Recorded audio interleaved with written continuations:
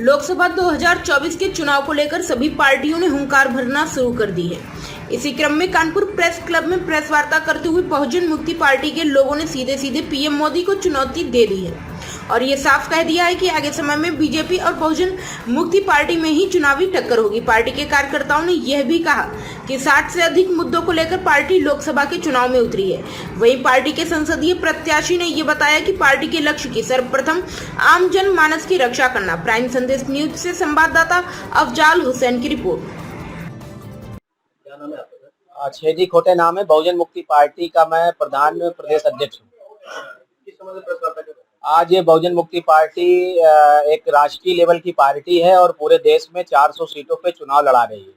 Party उसी संदर्भ में कानपुर नगर में मनोज भटनागर वाल्मीकि जी को अपना प्रत्याशी घोषित किया है और पार्टी जो है 65 मुद्दों को लेकर चुनावी मैदान में है।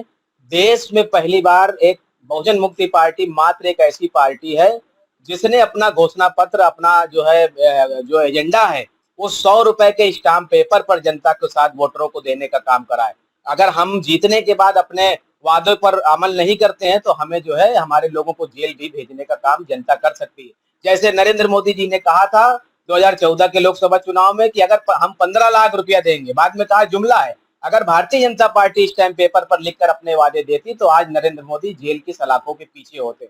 हम एजुकेशन के मुद्दे को लेकर चुनाव लड़ रहे हैं, हम बेरोजगारी के मुद्दे को लेकर चुनाव लड़ रहे हैं, हम इस देश में सफाई कर्मचारियों का जो इस देश में बड़े पैमाने पे निजीकरण करके उनकी नौकरियां खत्म की जा रही हैं, सारे सरकारी सेक्टरों को प्राइवेट करके निजी हाथों में बेचा जा रहा है, तो उसके विरोध में हम लोग जो है ये चाहते हैं कि देश में जो है जो सरकारी तंत्र था वो अभी बहाल किया जाए और निजीकरण समाप्त किया जाए। ऐसे 65 सूत्री मुद्दे हैं। हम लोग SC ST OBC के लोगों को हथियारों का लाइसेंस भी देंगे आने वाले समय पे जब हमारी सत्ता आएगी, क्योंकि अन्य जो पार्टियां हैं, जो नेता हैं, जो सरकार है वो हमारी बहन बेटियों की इज्जत सलामत नहीं है, वो बचाने में कामयाब नहीं है।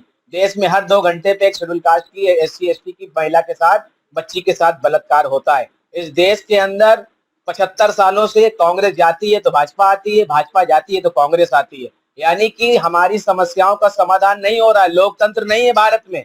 जो दलीय संसदीय प्रणाली है, एक कांग्रेस जाती है तो बीजेपी आती है, बीजेपी जाती है तो कांग्रेस आती है। काशीराम साहब ने बहुजन समाज पार्टी बनाने के पीछे उनका मकसद था कि देश में तीसरा विकल्प खड़ा करना, वो विकल्प इस देश के SC ST OBC माइनॉरिटी के साथ लेकर खड़े करने का था, लेकिन उसको बहन जी ने फेल किया।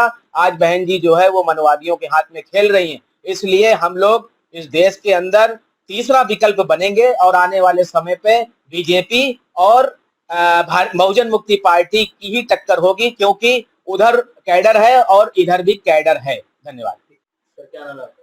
मेरा नाम मनोज भटनागर वाल्मीकि है। आपकी पार्टी ने आपको प्रत्याशी बनाया है, क्या कहना चाहते हैं? हमारी पार्टी ने हमको प्रत्याशी इसलिए बनाया है क्योंकि समाज में जो फैली हुई ढेर सारी विविधताएं हैं, जैसे कि हमारे समाज के साथ आज़ादी के 75 वर्ष हो चुके हैं और उसके बाद भी मूल निवासी समाज के साथ हमेशा आज तक शोषण होता हुआ चला आ रहा है और कोई भी पार्टी से जो है